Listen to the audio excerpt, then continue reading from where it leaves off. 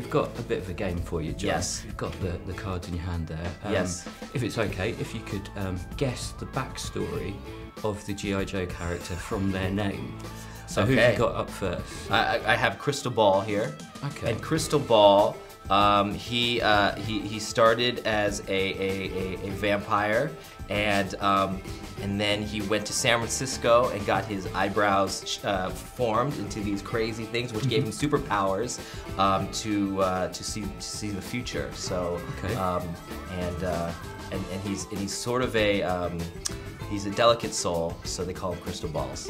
Well, if you'd like to flip the card, let's see how close you came. Wait. This is born of a Romanian father who supposedly had second sight and an American mother from Bangor, Maine. Crystal Ball actually was the seventh son of a seventh son, and such men the gypsies of old believed were possessed of supernatural powers.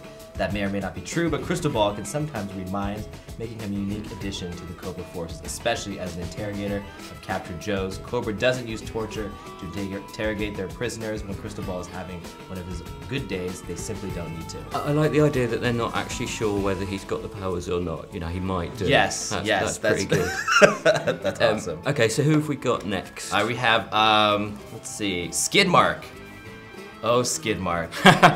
And what do you think his attitude to cleanliness is? Well, you know, I think he was a very sad kid growing up, and I think that that made him very angry. And when a kid goes through that kind of humiliation and he gets a gun in his hand, you just want to stay the f away. Oh wait, am I allowed to say that? Of course. The internet is the internet, right? Yeah, okay, it's good. fine. Gotta stay away. So how close did you get? Skidmark was the kid that was held up by your mother as a shining example of everything that you were not. He was annoyingly polite. There was a collective sigh of relief from his contemporaries when he received his first driver's license and subsequently shattered all known records for the accumulation of speeding violations. Any chance of Skidmark in G.I. Joe 3? Only when we're in 4D and you can smell that, then we'll definitely do a Skidmark. Who else have we got? With Road Pig. Road Pig, this guy, he's so big that you can't, that he's...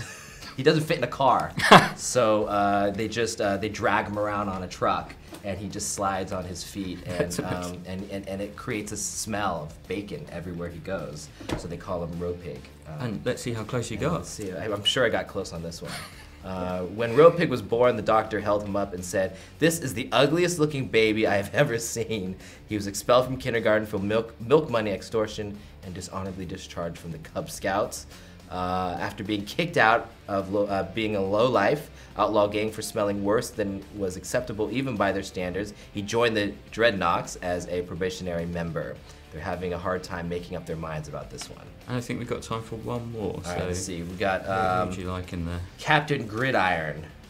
And what is Captain Gridiron having a hard time letting go from his high school days? Yes, he definitely, he keeps visiting his high school over and over and over again. He claims to save it from some evil villain, but we all know the real reason why he's there, to just stare at his old banners and his old days. So Captain Gridiron, again, a sad character, but maybe he'll be in the right place at the right time if there is a villain in high school one day. So we'll see. And his reality is, it can be said, Captain Gridiron was a quarterback at the West Point football team and graduated in the top 10 of his class.